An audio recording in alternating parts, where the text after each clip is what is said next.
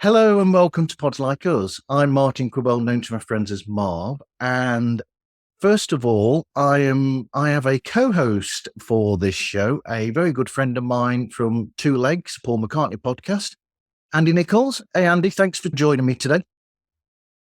Oh, no, thanks for setting it up, Martin, and longtime follower and friend of our show, Two Legs, which I've been a part of for nearly 5 years now. The show's been running for about 9. And Martin's always been a big loyal fan and fellow progger at heart, which is why he asked me to come on here. Because whenever I can deviate from Paul talk and get a little Genesis or yes into the show, I always do that, much to the dismay of my co-host, but he tolerates it anyway.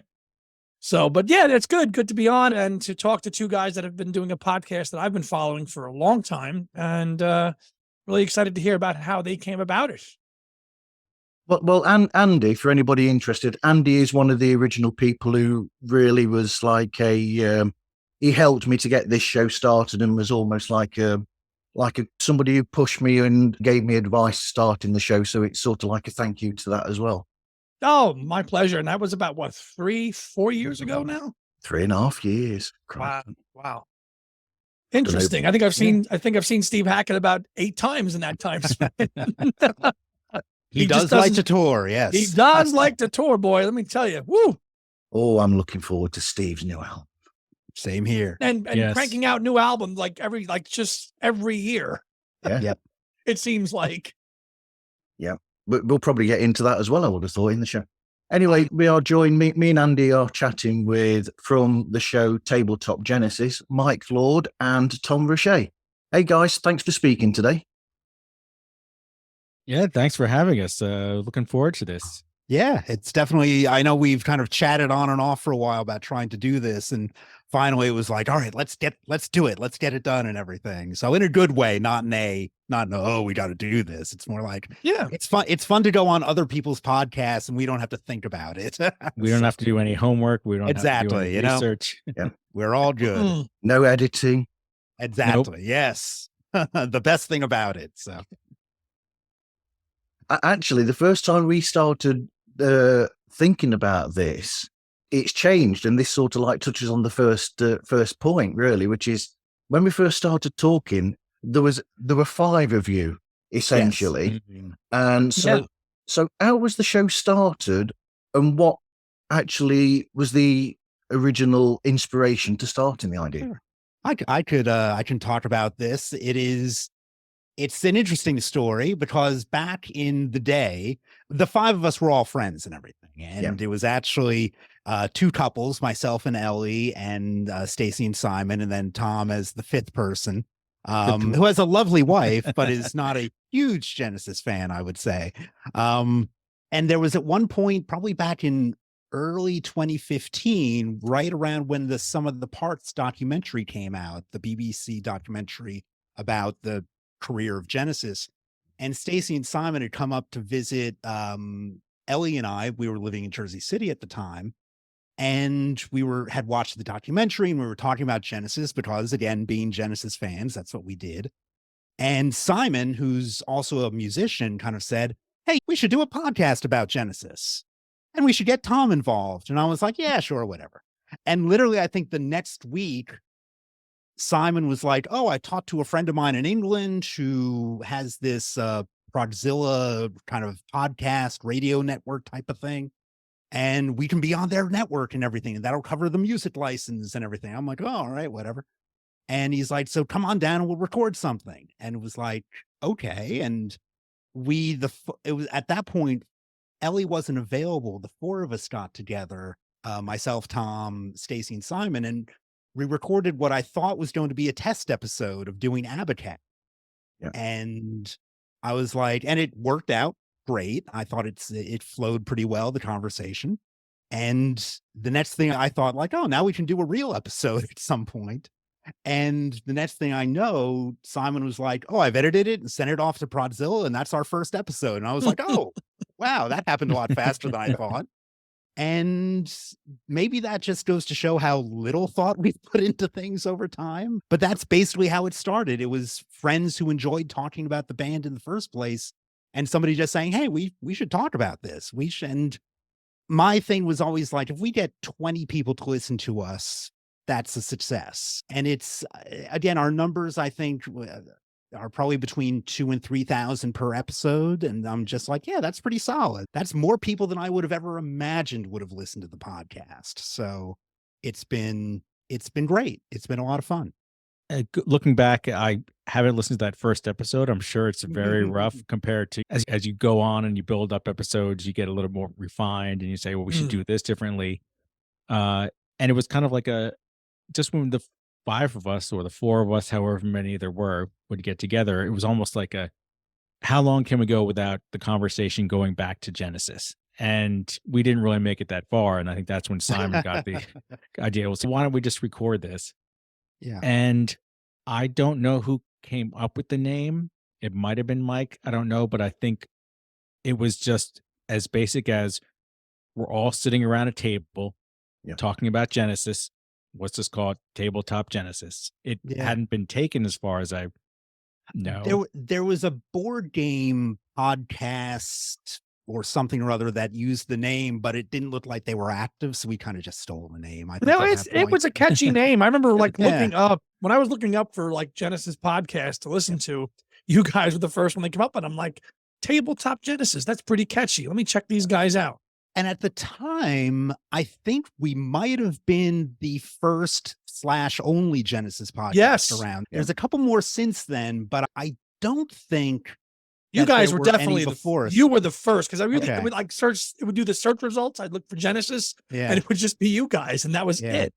Yeah, I did the same. We might have even just done a cursory search, like, well, is anybody already doing this? And we didn't see anybody who was kind of, maybe they were talking about progressive rock and as a whole or other things, but no one was really focusing strictly on Genesis or involving Phil Collins, Peter Gabriel, et cetera, the solo work. So we figured, let's give it a shot. Yeah. And that's always been our modus operandi, where I think, like, even in that first episode, the one thing I remember, because I certainly haven't listened to that Abacab episode in years, but I remember listening to it again at some point, and right within the first 3 minutes, it felt like Tom said something and I made some joke or commented on something Tom said.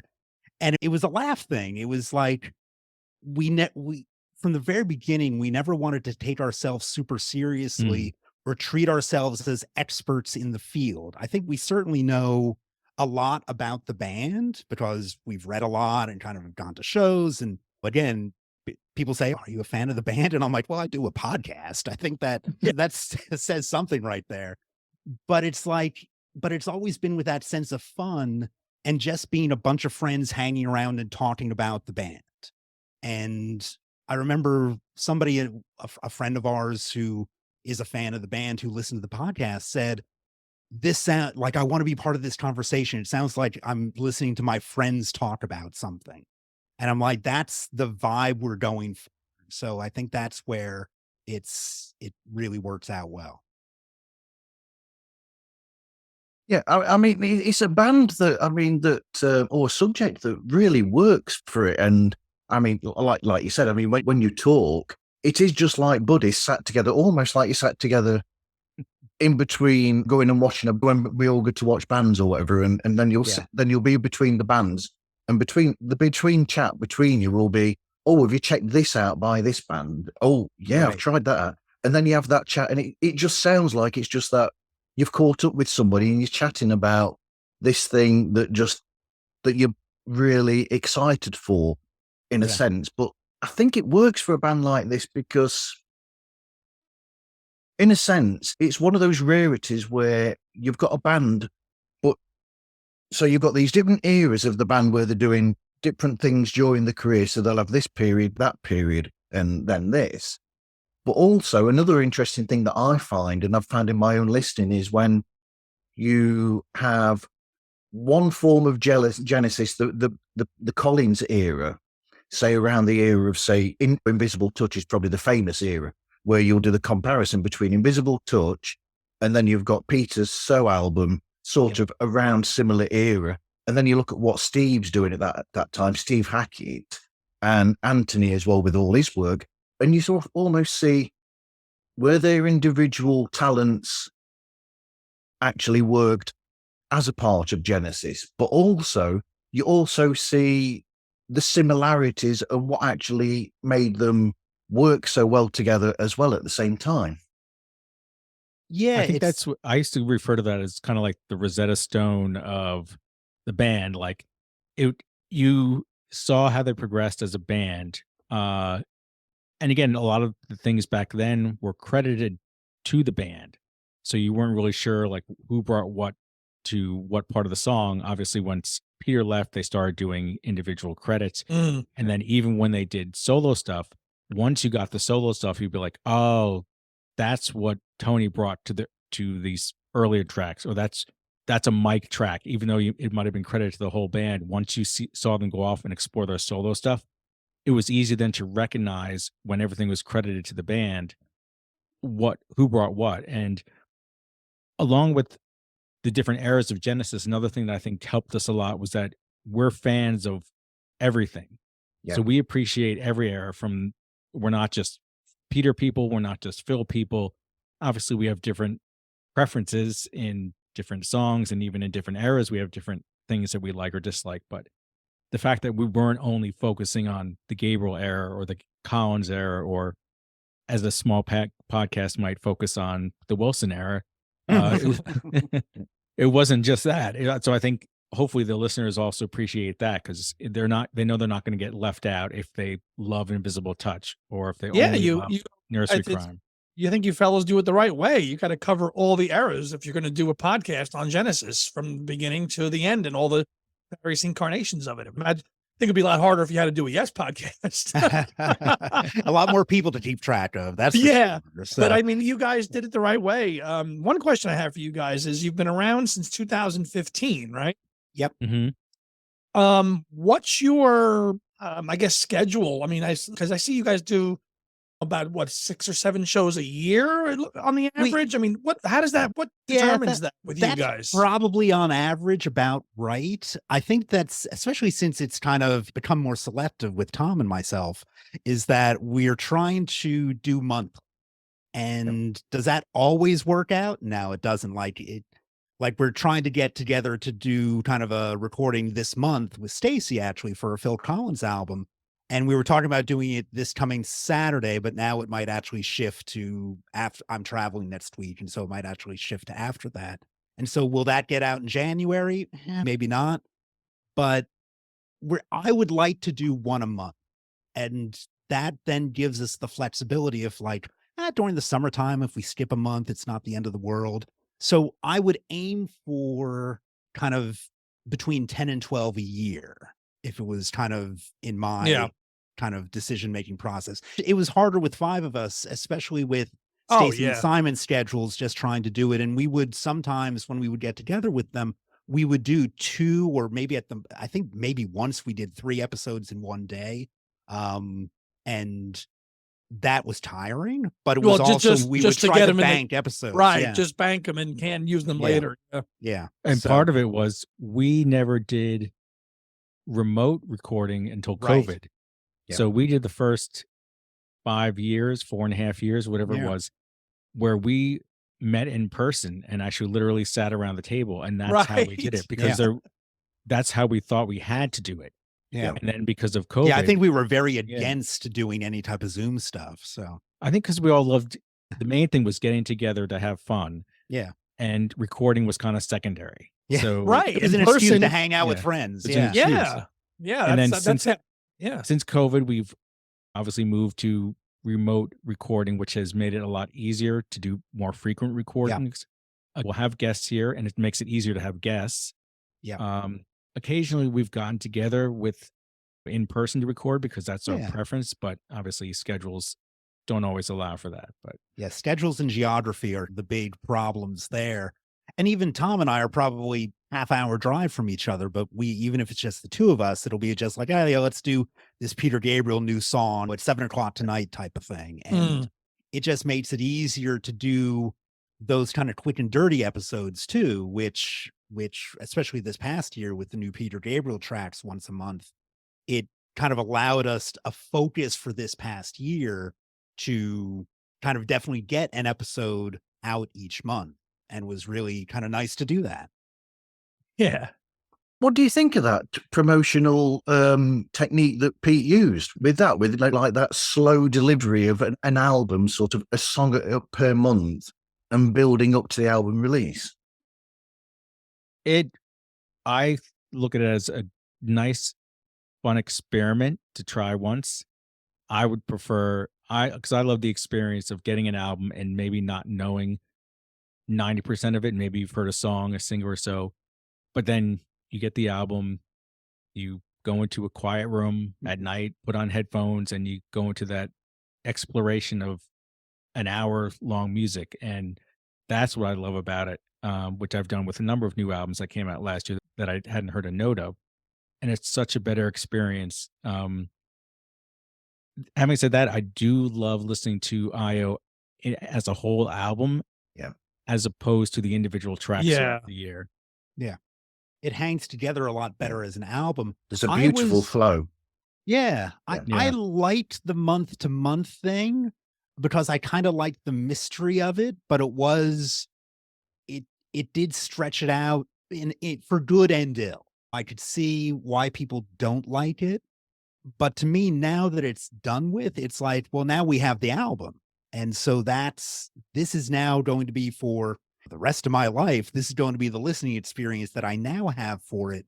So it was fun to have that year-long, hey, here's a new track a month. But I am glad now that I can just put the album on whenever I want to. And I wouldn't want Peter to do the same thing for whatever his next album would be. So I think that's a pretty long team, because I don't know if we're going to get another one now. Very true. So I'm just kind of like, I enjoyed it for what it was, and because I thought it was a different way of doing things. And I really liked the idea, especially early on, where there wasn't even like, oh, and there will be an album at the end of this. It was almost like, well, is he even going to put out a real album?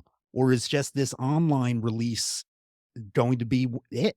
Because I'm a big believer in saying, as is Peter probably, in shaking things up a bit and kind of saying, well, he's 70 some years old now. Does he need to put out an album and chart and even think about those type of things nowadays?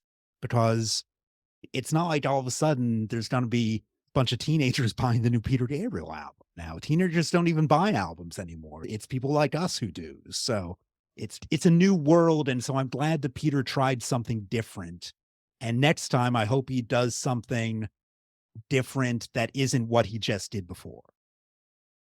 But Pete has always been experimental in the arts anyway, even from day one. Essentially, he was always the one who was trying to sort of say, now, what if I try this way?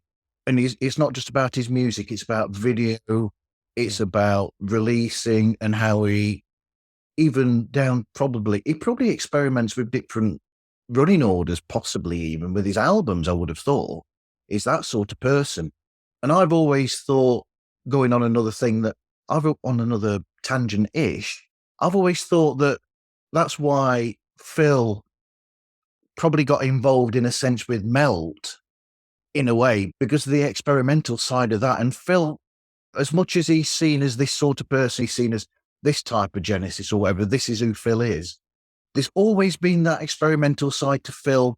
Yep. But it's usually when he's with other people, like the work that he's done with Pete and the work that he's done with Brian Eno and the Brand X material.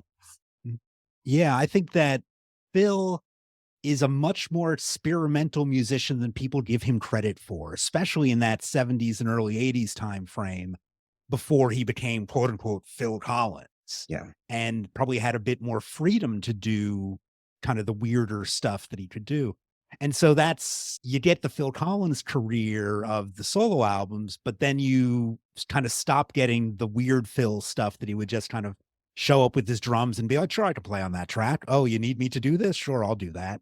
playing on Robert Fripp's Exposure was one of Yeah. those things in 77 and 78 that was like, oh, that's Fripp, that's Phil Collins just diving into really pretty dense material and kind of just finding his way in it because he was that drummer who could do it.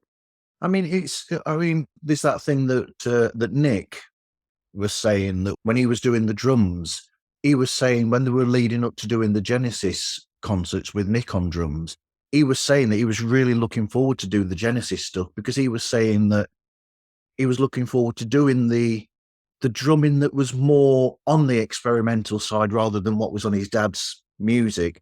And he shouted out the Genesis 70s era is one of his favourites, Nick did, and what his dad was doing on drums. And also, I think he pointed out what his dad was doing with Brand X as well. And like you said, all the experimental stuff. It's amazing. Yeah. I think what he did is he got his chops touring with Phil solo. Yeah. He was able to then increase on that with touring with Genesis, so that he was able to then tour with Mike and the Mechanics, which is drumming that you just can't even pinnacle. There. So. Did you guys have a chance to see the final Genesis tour when it hit our area? I saw a total of 7 shows. Oh, wow. Yes. Wow. 4 in the US, and I was at the 3 final shows at the UK. Oh, you went over there for Yeah. So that's that it was a great experience. And oh my God. And how about you, Tom? I saw Philly and then twice in New York. Okay, you went to both New York shows. I went to both New York shows. I spent my wad on the 2007 tour because I think that's when I thought was going to be the last. I saw that 8 times. Yeah. Yeah. And I only saw if that I'd have one known, Mike, 2 I could have. times, so. I could have set up a camp bed for you, Mike, if I'd have known.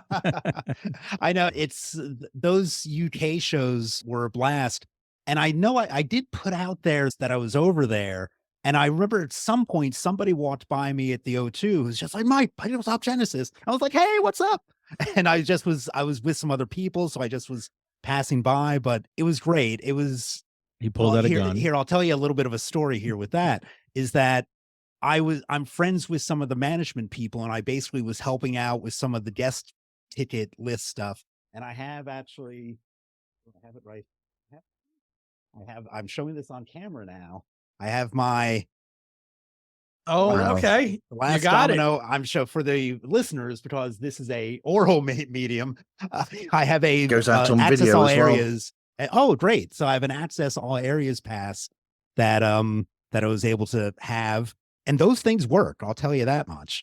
And it was just like, it was a lot of, it was great to be able to be a little bit behind the scenes with things and just be able to have that experience and help out and be able to be there for those final shows and to kind of have those moments kind of at the gigs, both enjoy it as just a fan and just to be like, I never thought when I was a fan of this band in high school that I would end up being able to meet some of these people and kind of go to these final shows and kind of be around and everything. And I mean, Tom and I have got to sit down with Steve Hackett and interview him. And we've done interviews for the podcast with things. And it's great to be able to have these experiences that are different than what you would expect. So just as a kid from New Jersey, you don't think like, oh, I'm going to be standing on the side of the stage behind where Tony Banks is playing and watch the show from that perspective.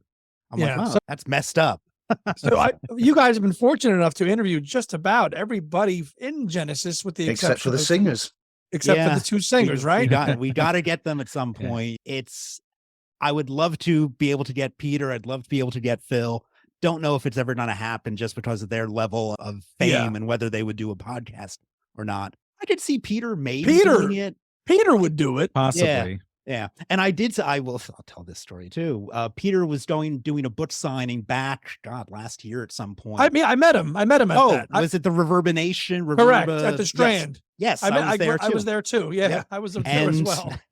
And when I got up to get him to sign the book, and I know they said that you couldn't sign, that he wouldn't sign anything else. And I had other stuff for him to sign.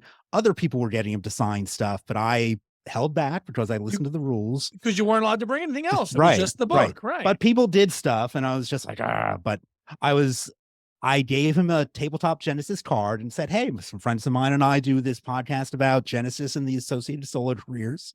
Here's a card for it. If you ever want to give it a listen, we'd love to have you on. And he kind of, oh, great. And he put it in his pocket. And then I walked away and I'm like, he will never remember that conversation again. But hey, you made the effort. You made the effort to try. I made the outreach. I think when the Sting and Peter Gabriel show was happening, I reached out to their management, Peter's Get management, and said, hey, we do a podcast. If he's on tour and wants to do any interviews, it'd be great to talk to him. And they just said, he's not doing the interviews during the tour. And I said, fair enough. So maybe I'll try it at some point again. Tom's going to London later this year. Maybe we can, maybe Tom can badger them too. And we'll finally get Peter on record. So I'll do my best. Yes. Get past security with the Tascam. Yes. Mission accepted. Yes. All the guests, of all the members of the band, I know you interviewed Richard McPhail too. Yep.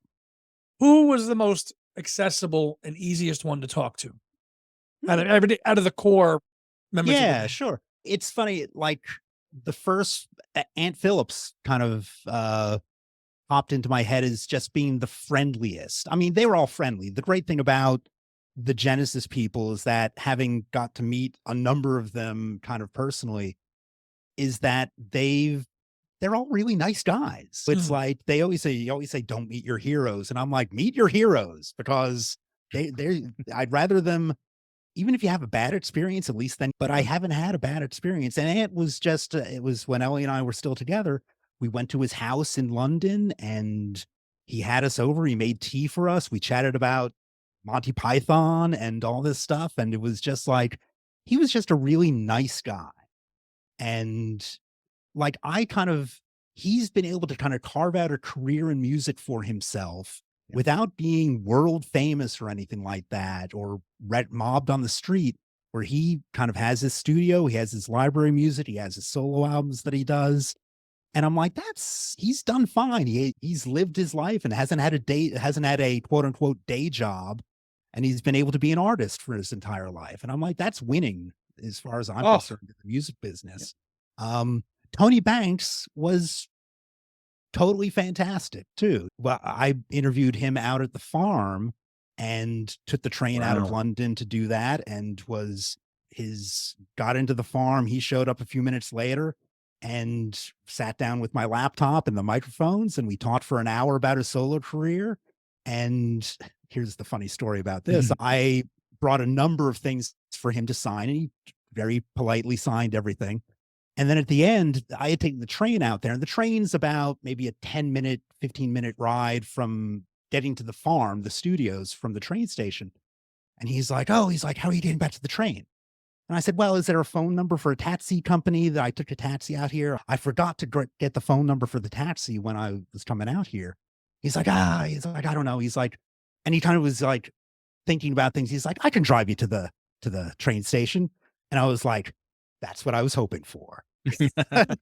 And we get into his car, and it's again a 10-minute drive. And first I'm like, well, what am I going to, I'm just going to have to chat with Tony Banks now. It's like, and we talked about, it was a June in 2018, I think it was. And it was just like, we chatted about travel, and just like I said, I grew up on the Jersey Shore, and he's like, Jersey Shore. He's like, do you like to swim?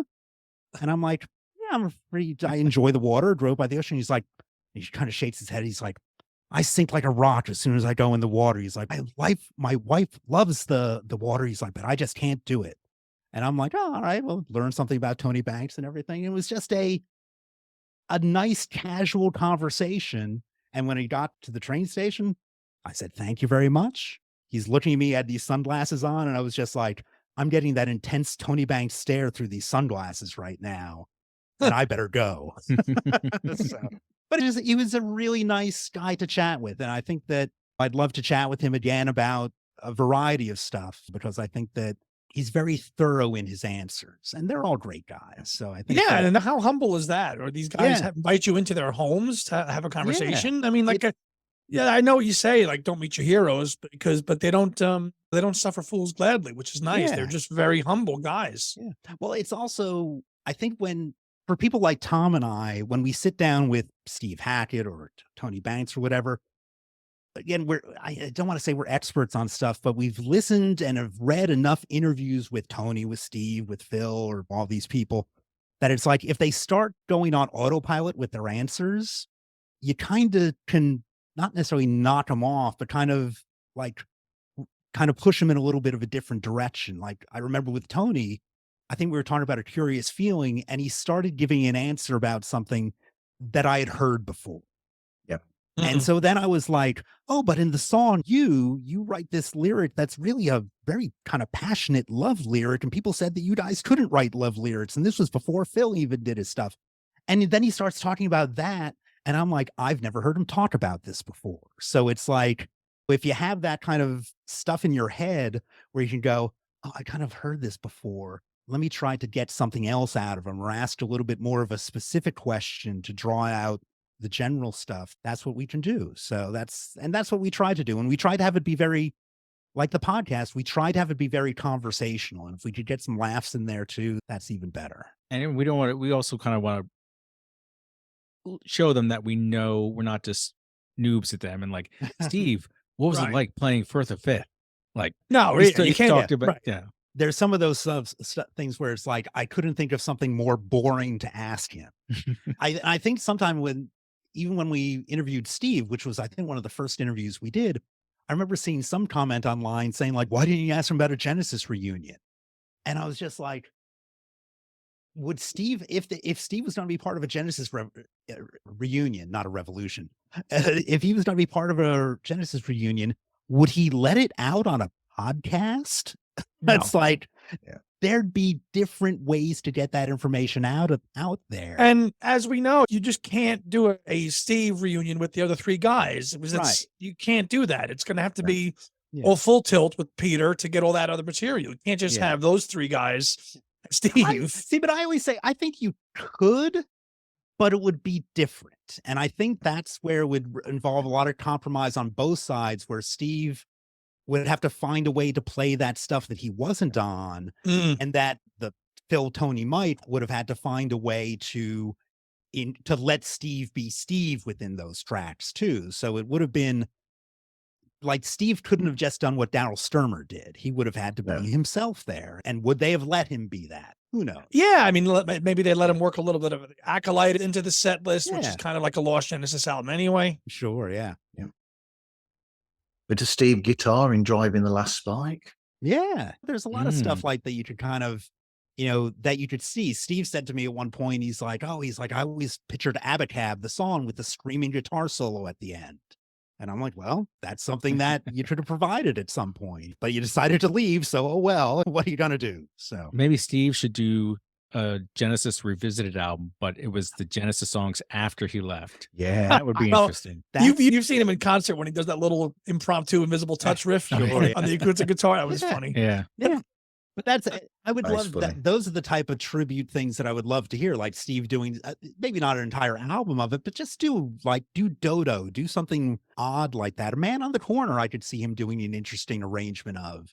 There are those type of tracks, but But there's a lot of Duke that I think would have been nice with Steve. Yeah, that's still close enough that you can make that alternate. And then there were 3 albums that include some stuff from, whether it's Please Don't Touch or Retro Mornings, where it's like, add on Every Day into that album, or one of those other songs from Please Don't Touch.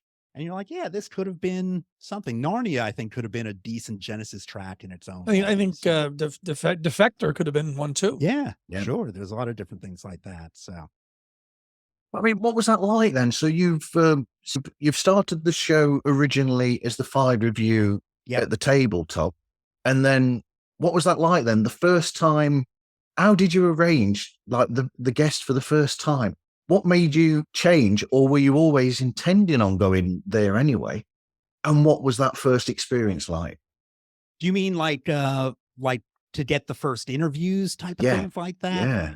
I think that Steve is the most accessible of the band members and everything. I think Steve is happy to talk to a lot of different people. And so I think that it was just a matter at that point, I had a connection with him because I was, again, this is another bit of a long story, but I had ended up in the late 2007 to 2010 or so, being the webmaster for the Genesis website, for the actual official band website.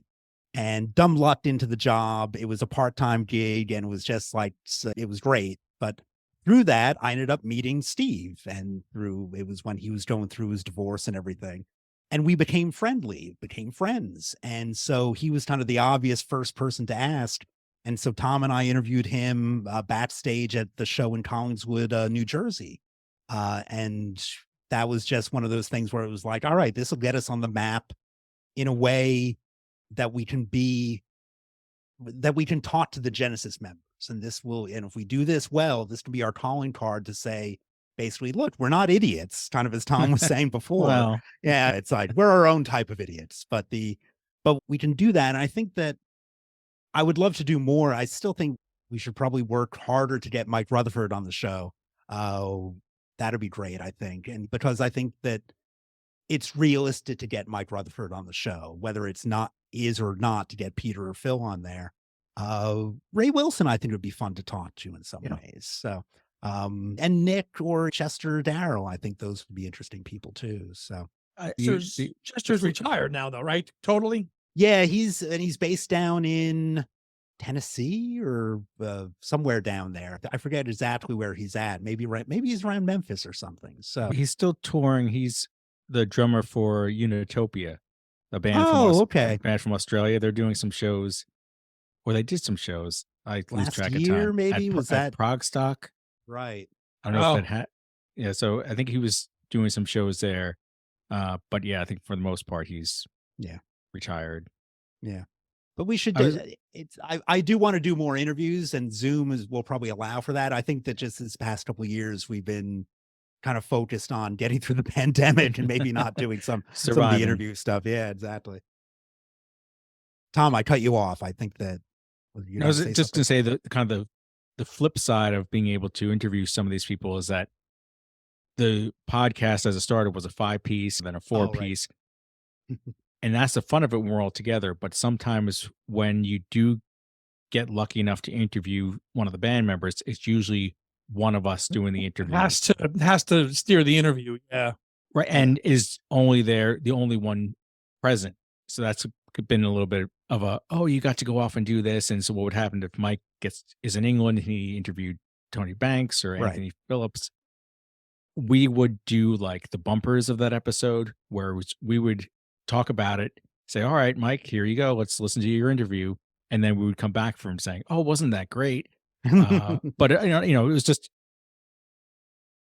not sour grapes, just very envious that Mike would get to go off and talk to these people. But it was for the greater good of getting some street cred for the podcast. Sure. Like we can go off and say, Phil Collins' team, we've talked to Steve, we've talked to. Is it hard to follow what Mike Rutherford is saying though, because he speaks so quickly? Yeah, well, that is the two countries separated by the common language type of thing, and it is funny to kind of try to understand the accents at times. But yeah, Mike would be interesting that way.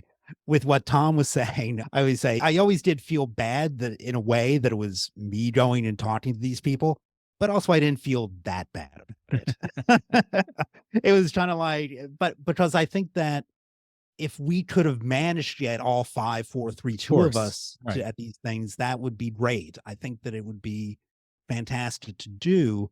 It's just a matter of practicality of trying to figure this out. And I was thinking, like, even with Tom going over with doing a family thing in the UK later this year, like, that might be something that if we can set something up for Tom to see some people I'm taking up all your time on your vacation now. But if something can work out, maybe that'd be great for Tom to be able to do that. And then I could be the one feeling left out and everything. So get ready for an itinerary being written out for you, Tom. Exactly. Yes, at this time you've got to be at Phil's, and then you've got to be at Mike's at this time. And the Ray Wilson lives there. I'll say podcast takes over everything. Tony, pick it up. I got somewhere to be. Right. I'm going to hire him as my Uber driver. Yes, exactly. He's got a keyboard on his dashboard, which is great. Exactly. So I mean, that's a good idea. I mean, is he a good Uber driver then, Mike? Hey, he's got to do something with his time nowadays. There's only so much gardening you can do. So, yeah, but yes, he was a good driver. I felt safe in the car. Again, but the main thing as an American driving in England is that I was sitting in what I think of as the driver's seat, and he was in the passenger seat driving away. And I'm just like, oh, this is interesting on many levels right now. So, but it's great. It's good times. I thought Five was a beautiful album. It is. And I think that's something that being able to talk with him about his classical albums and about his rock albums was something that he doesn't get to do all the time.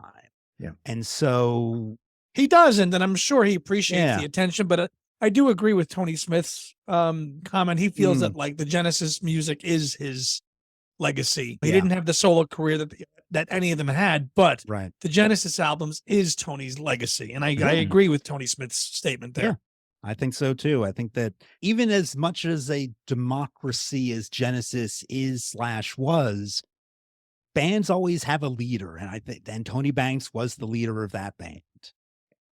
Yeah, he was. And it does seem he does get a little bit of flack though with his demeanor and stuff and his approach and his attitude towards Steve and things like that. And these guys are pretty, they're pretty respectful. They're not going to say anything, but. And I think a lot of that is overblown, and also like people taking what Tony means as kind of little jokes a little bit more seriously. And so I think that's the joke value. Oh, so we just mixed Steve out of Seconds Out, moved on type of thing. It's like Steve is all over Seconds Out. It's like you listen to bootlegs of the same era and it sounds pretty much the same there. So it's one of those things that sometimes people like ragging on Tony Banks, and which I get, but he's Tony Banks. Without, of course. It's like Genesis wouldn't have lasted as long as it did without Tony Banks, and that's the band interesting. So you could arguably say there probably wouldn't be a Genesis without Tony, really. Yeah. Every band has that guy or that girl who's kind of really the person who helps move things forward. And there's on one of the reissue interviews, I forget which album it was for. It was probably for Trick or for Wind, where Phil is saying, he's like, oh, we would start rehearsing and Mike would have some bits, Steve would have some bits, I might have a bit. He's like, and Tony would have hundreds of bits. And I think that's why Tony Banks was all over the writing credits. I think that Tony was one of those guys who he'd be like, oh, you don't like that idea? I have 10 other ideas here for you to check out.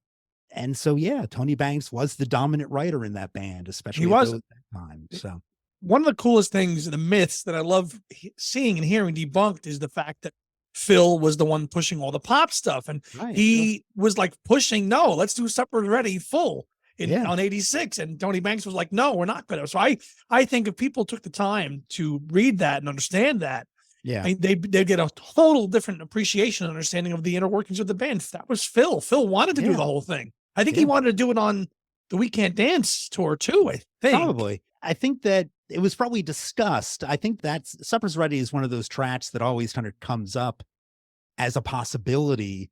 And rightfully so. I think it is also well, if we play all of Supper's Ready, what else are we not going to play because of that?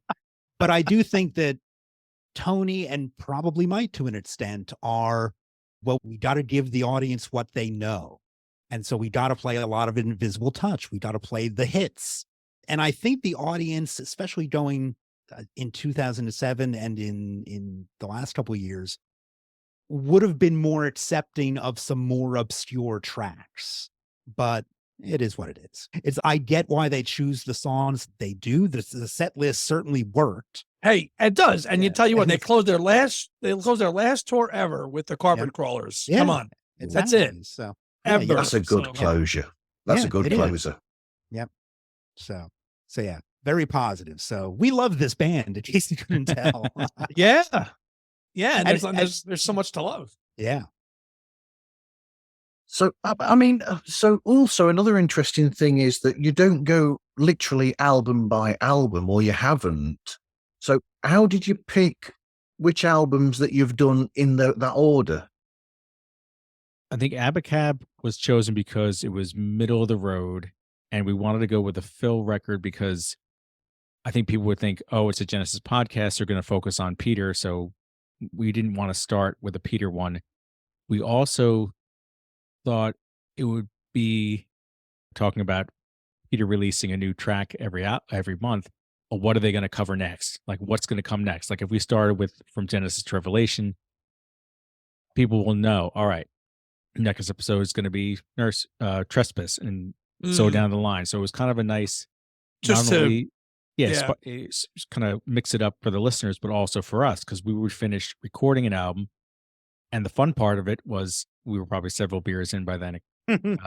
Just see, what are we going to cover next? And we would just shoot up ideas and try to figure something out. And that was a fun part too. It's a good thing you guys did it that way, because a lot of podcasts that cover artists and bands that choose to do the albums chronologically, you do them. And if they're not really that active anymore, once you're done with the albums proper, you're done. And so where do you go? So it's good on you guys that just, first of all, you did them, but you kind of just did them in a random order. Then you figured, other shows to talk about. It's just not about the albums, because if you just do the albums, once the albums are done, you're done. How do you evolve? How do you continue to be relevant? How do you keep your show fresh? And you guys do that. Yeah. And that was something that, like, it's funny how much thought doesn't go into the shows. Like I remember after doing Abacab, it was like, oh, we should probably do a Peter album next. And I think the next one was probably Nursery Crime. Does that sound right, Tom? Yes. And so, like, we would usually at the end of recording, especially when it was the five of us, it would be like, oh, what do we want to do next? And sometimes we would decide then, sometimes it'd be like, we'll think about that later on. But it was never that hard to kind of choose what the next one was. It was usually one of us just saying, how about Wind and Wuthering? And the others going, yeah, that sounds good. It was never belabored. It was never dragged down fights about this stuff, because it seemed kind of logical that we knew that there were more. It was pretty even split, but I think there were more Phil albums than Peter albums. It's pretty even. You'd think we'd have these numbers off the top of our head, but it was pretty straightforward. And then it was a matter of when we introduced solo albums into the mix, it was like, oh, do we cover a Phil album? Oh, let's do a Peter album. Now let's talk about Aunt Phillips, but let's not do the obvious one of Geese and the Ghost. Let's talk about Wise After the Event. And so we would want to keep ourselves interested in it too. So, and kind of find those albums that we like to talk about. So, and listeners, if they want to right now, coming fresh into the podcast, they can either listen to it as we recorded them, right? Or if they want, they could listen to the albums in chronological order. Go to our From Genesis to Revelation and Trespass, and they can, they have an option. Cherry pick. Yeah, they can cherry pick your shows. If they're going to listen in chronological, then they can find your shows over the course of the almost 10 years you guys have been doing it, to find them when you guys did it, and they can get your insight and your take on those albums, even though you didn't record them that way, but could work for them. Yeah. Good point. I think that's the fun of it. And that's still what keeps Tom and I going now is, well, what do we want to talk about? And who do we want to bring in? Because I think it's a 2-person podcast is fine. I personally think, and I think Tom would probably agree with this, that 3 is a pretty solid number. And if you get more than 5, I think it gets unwieldy at that point. But I think and then there were 3. Yeah, exactly. So it's nice that nowadays we tend to try to bring in a third guest to kind of talk about an album with us. And we've kind of over the last couple of years have our kind of rotating cast of guests, which we're certainly open to having other guests on too, to kind of talk about things. But we have Stacy likes to come back when we talk about a Phil Collins album. We have a friend, Catherine Stratton, who's a very big Mike Rutherford fan. So whenever we do kind of a Rutherford or a Mechanics type of thing, we tend to reach out to her to get her on there. And we also kind of know, like, oh, we're 2 middle-aged white guys. And so it's like, it's nice to get some other perspective on there than, again, we're certainly happy to have other middle-aged white guys on the show too, but it's like, we have had that. So it's like, but we like to kind of get some different perspectives. We have a friend, Adam Cromwell, who's a younger musician who's really into Genesis and Tony Banks and Peter Gabriel. And so we've had him on to talk about Security and some of the work that he's done with his own kind of Genesis tribute project that he has going on. So we find people who are both friends and people who have the same type of approach to things.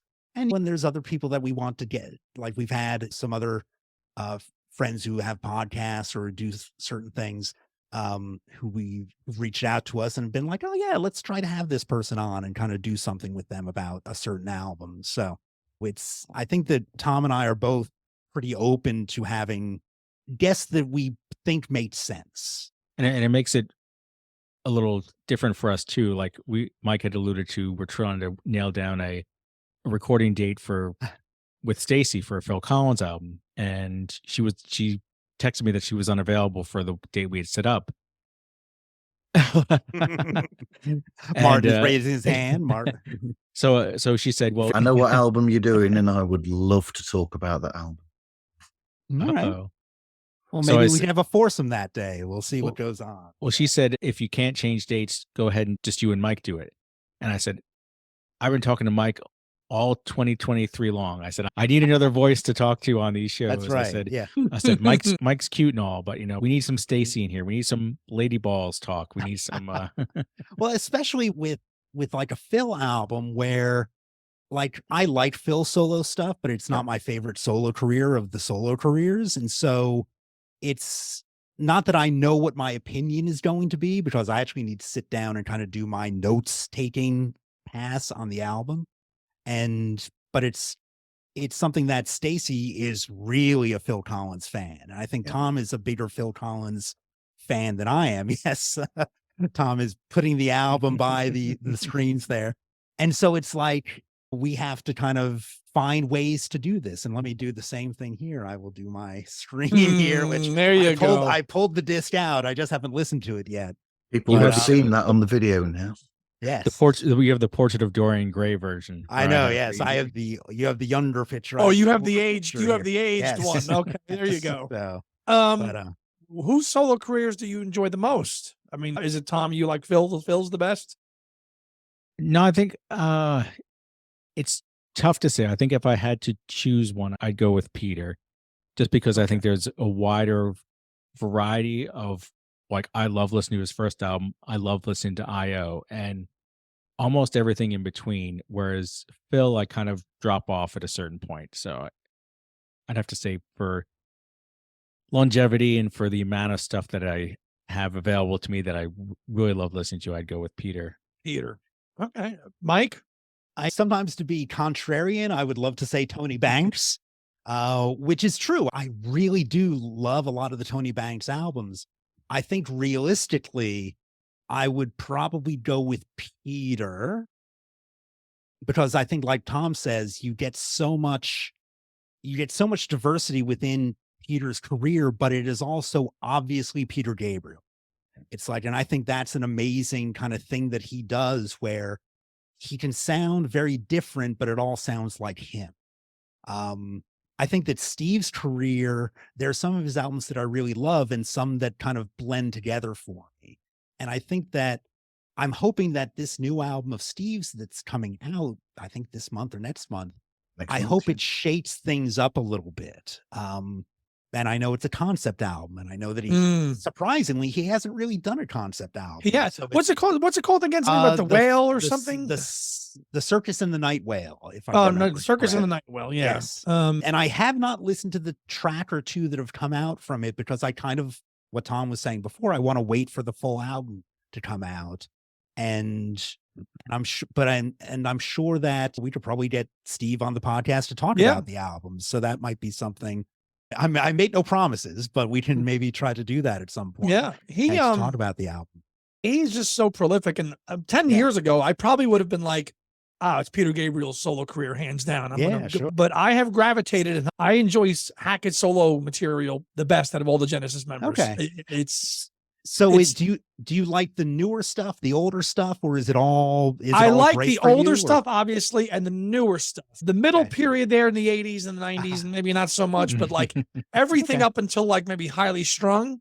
Okay. And Fantastic. And then everything probably since, I would say, maybe like Out of the Tunnel's Mouth. Yeah, sure. Okay. The one Out of the Tunnel's Mouth is really good. Also from the 90s, Guitar Noir. Yeah. It's a fantastic album. That was one that kind of, when I was living in Boston at the time.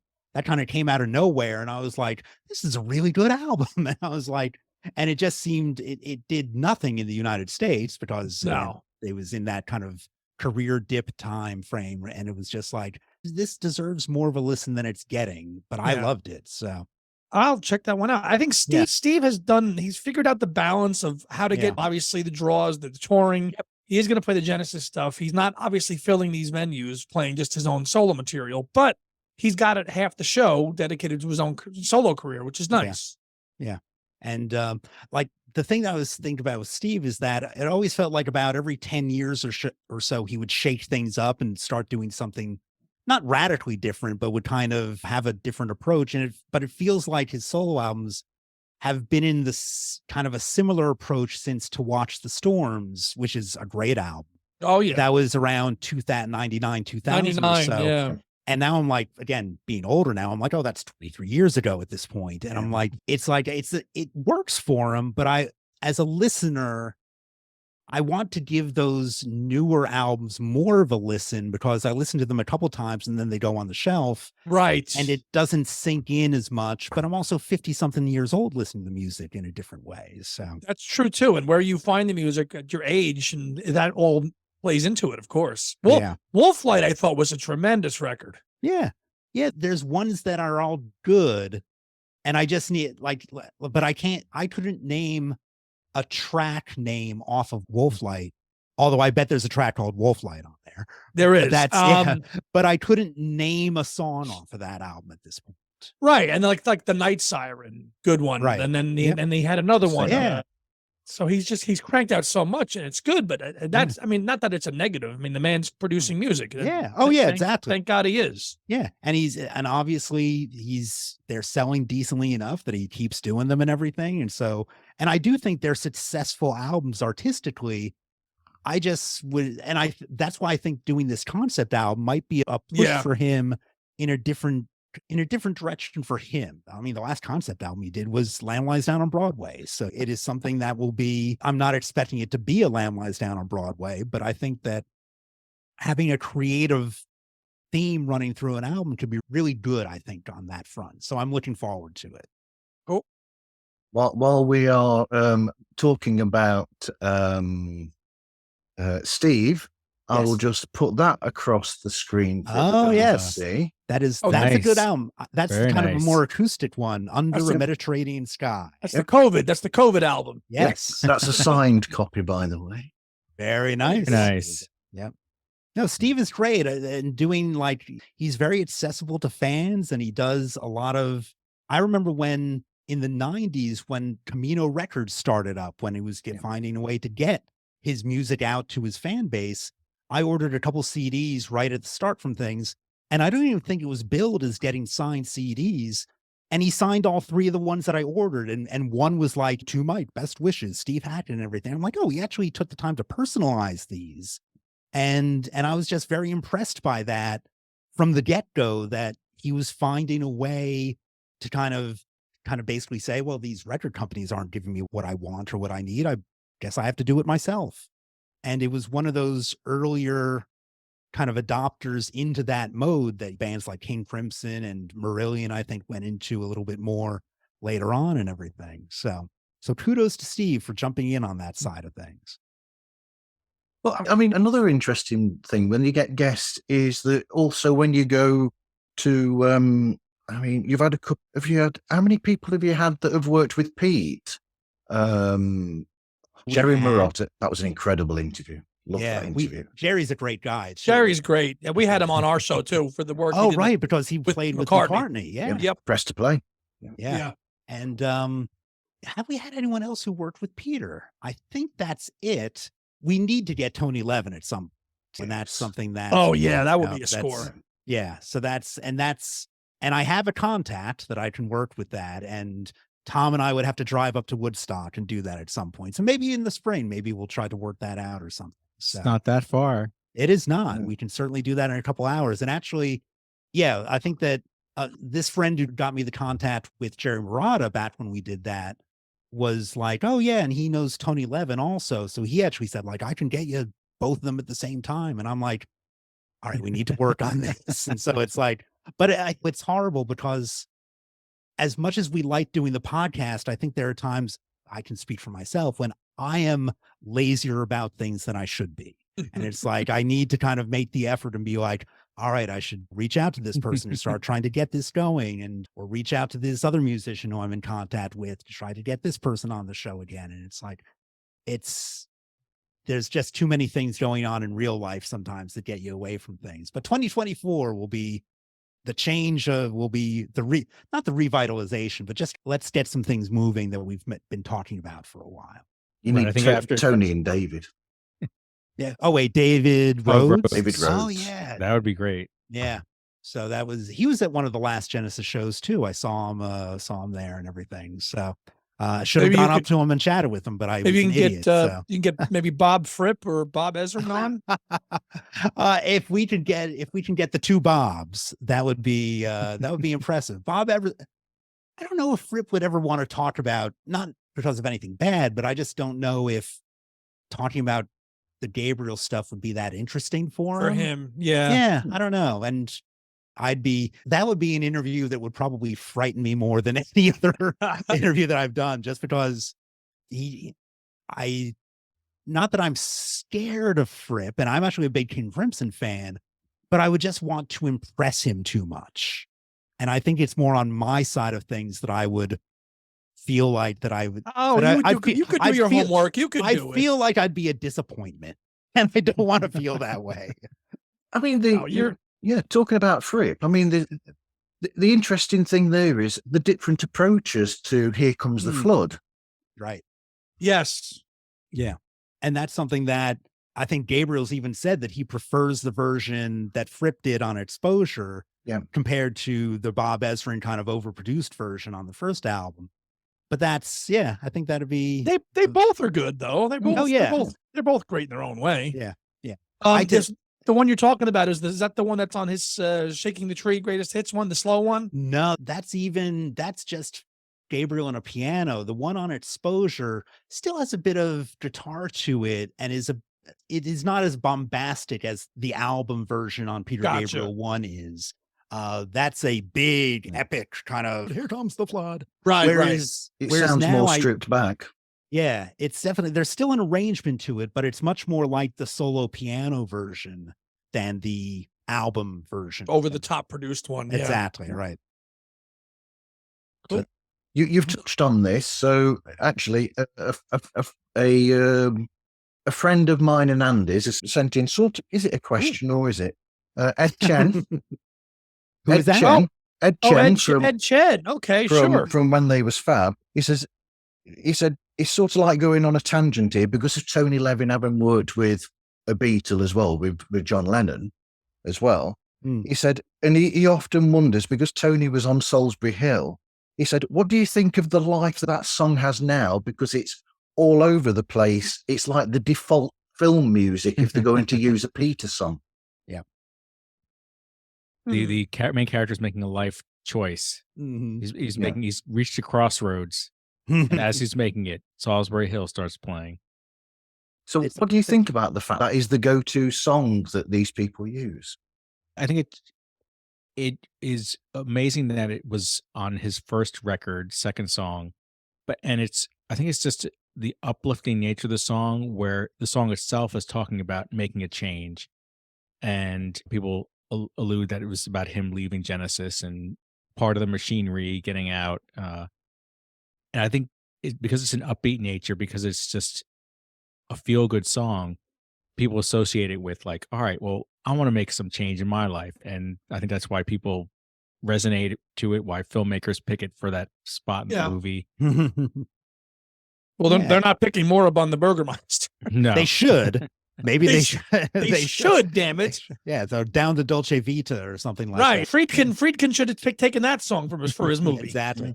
A friend of mine, who's also a Peter Gabriel fan, he always said that Salisbury Hill, like in live concerts nowadays, is kind of like a sucker punch. Like Peter knows the reaction it's going to get from the crowd. It was if it wasn't the last track of the set, the main set on the recent tour, it was pretty close to it.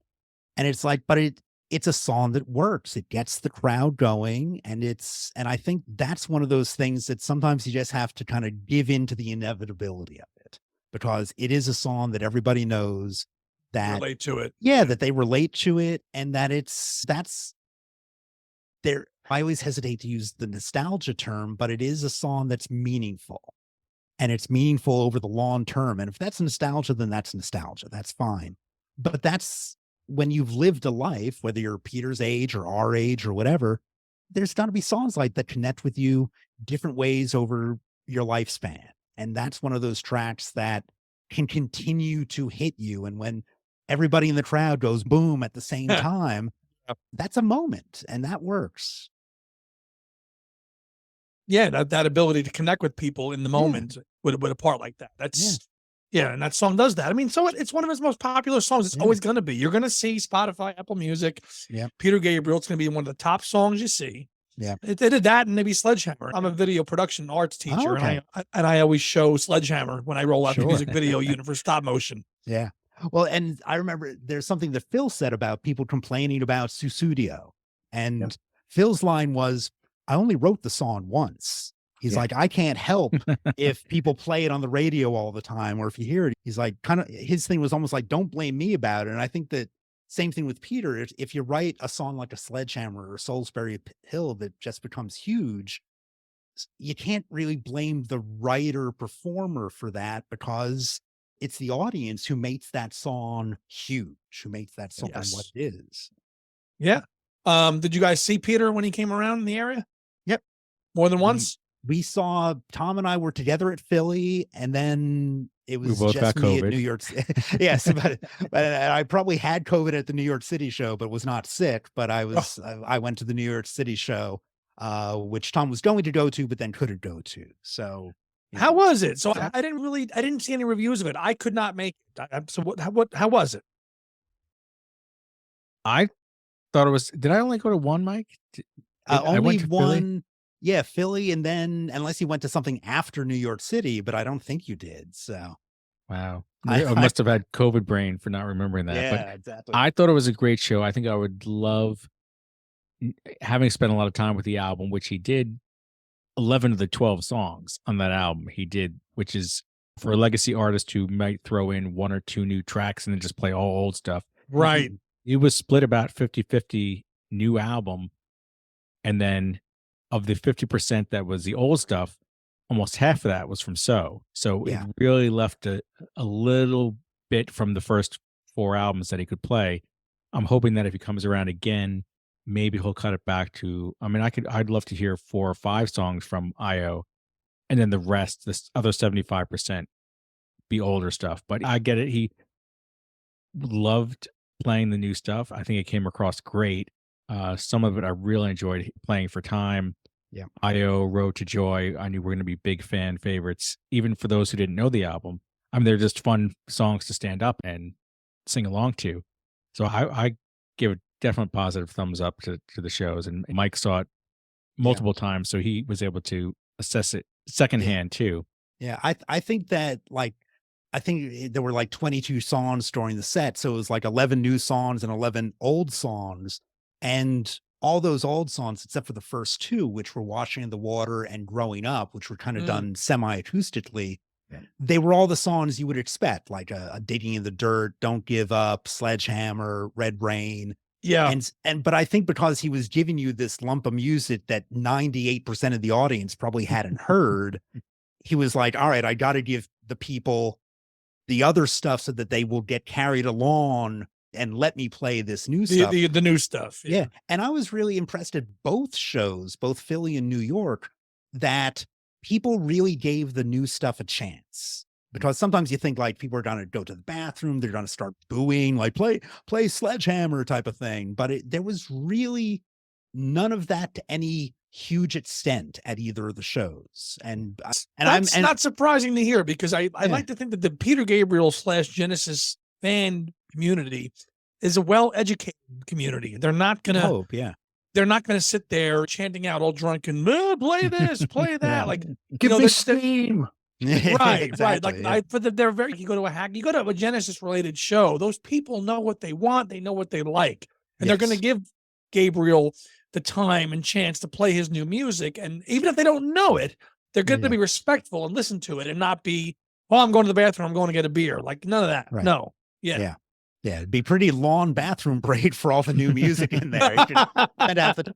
And that's where I think like Tom and I used to go to these progressive rock festivals called Near Fest that was every basically June in the around Allentown area. And like Stacy would go to that too. And oftentimes I think you, Tom, and Stacy would kind of make playlists of all the bands that were going to be playing so you get familiar with their music. And I was always like, if it's a band I don't know, I don't want to know them until I actually hear them live, because I kind of liked going in cold. And sometimes it worked and sometimes it didn't. But I always thought those bands that could convince me, having not heard a note of their music, I knew that there was something there. And that's what I would hope people who were Peter Gabriel fans who maybe didn't even know that it was going to be that he had a new album out or being prepared or whatever, would go to this show and then be like, oh, there's all this music I don't know. What is this? And I think people gave it a fair listen, and I think people got into it. So, and then he knew how to give the audience the doses of the hits to give them what they wanted. But even with playing hits, he didn't play Shock the Monkey, for example. He didn't. Right. Like my next question was going to be like, his first 4 solo albums are so damn good, but his shows of the last 20 or 30 years, you've got nothing virtually from them other than One Salisbury and two, Hill. Yeah, you get Salisbury Hill, maybe Here Comes the Flood every once in a while. You don't get anything from 2. Nothing. 3, maybe Intruder every once in a while, but not Games much Without else. Frontiers, Games I Without think. Frontiers, that's right. Yeah. You're not getting Wallflower. Right. Although he did play that a little the bit. orchestral one, yeah. Yes. But even that was kind of its own weird little tour that was kind of different than the others, which was great. Yeah. So I think that Tom and I have said that we should be set list consultants for Genesis related acts, and because I think that we'd be fair in saying, yeah, you do want to give people familiar stuff, but also you want to give them things that might be a little obscure, but will still get a audience reaction from people who don't know the music. Because there's plenty of people going to Gabriel's show who So is their only entry point for That's that. all they know. Right. Yeah. And it's like, so I always say, I want to hear Moribund the Burgermeister. I know he's never going to play Moribund the Burgermeister again, but could you play Moribund the Burgermeister at Madison Square Garden and get people going, oh, this is kind of weird, but it's fun. But they like it. Right. Yeah. It's like, but I always say at the track that would really convince people or be able to be kind of digested on a first listen would be something like I Don't Remember, where it has the chorus to it. And it might be vaguely familiar to some people, but it wouldn't be something that people would. It's an obscure enough track, but it's all that the diehards would probably be happy to hear it, because I've never seen it played live. Then there's that lost orphan called I Go Swimming, which God, you know, a great funky track. Yeah. Oh my God. And it's just buried on a live album. That's it. Exactly. So I think, like, again, we can write our fantasy set lists until the cows come home with this stuff. And so and we have, and it's always fun. But I very much, even with talking about the last Genesis tour, I will defer to the artists. It's like, they're the ones who are playing this, and they get from the stage, if a song isn't going over, they'd make a change. They're not going to play something, maybe Whodunit they would play and just keep playing. But even Whodunit, when I listen to bootlegs, it's like, I know Phil always joked, he's like, oh, the audience hated it, but it got decent. I think people generally understood the fun that song was. And yeah, there were a couple gigs in Europe where there was a lot of booing for a lot of the new stuff on that Abacab tour. But I think I said from 2007, I thought they should have opened with Whodunit, but that was again me just being contrary. So.